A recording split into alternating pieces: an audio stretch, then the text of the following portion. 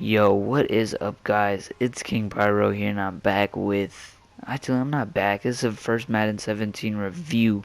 So, yeah, get hyped for that because I'm going to be posting way more. And let me know who I should review next.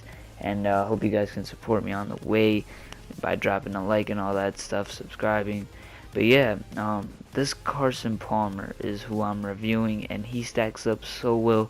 He stacks up to elite cards well, and he's only going for 12k. But 12k is a lot for a gold, to be honest. That's one of the more expensive golds in the game, and for somebody on a budget, you can barely afford him, and you really want to make value out of your coin. And I'll let you know at the end of the video if he's worth 12k. And I got a little bit of a different review system. I'm going to be grading him now, and let me know if you guys like that, or I should scale him from 1 to 10 in each category. But yeah, or what categories I should add to my review, all that stuff.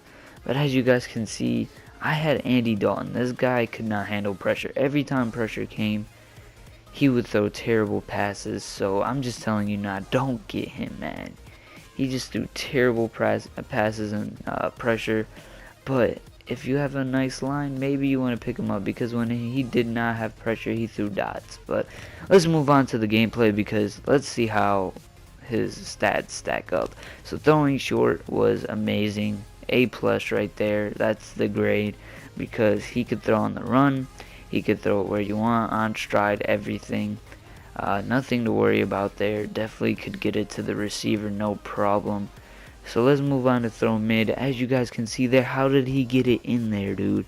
This guy's throw mid was amazing. He can get it in between corners and just makes your receiver look good, because I honestly don't know how some of the receivers caught the balls because of CARSON PALMER. So throw mid is an A-. It's an A- because he didn't throw on stride sometimes. Sometimes the receiver would have to stop and catch, and especially if you're throwing the mid to deep, yeah, he kind of struggled with that, but that was very few plays, so that's why it's still an A-.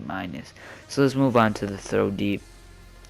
Like the throw mid, he threw it good. He threw it where you wanted, over the receiver, in between corners, everything you wanted him to do. But sometimes he would not throw it on stride, but that's very few times. So yeah, nothing to worry about there.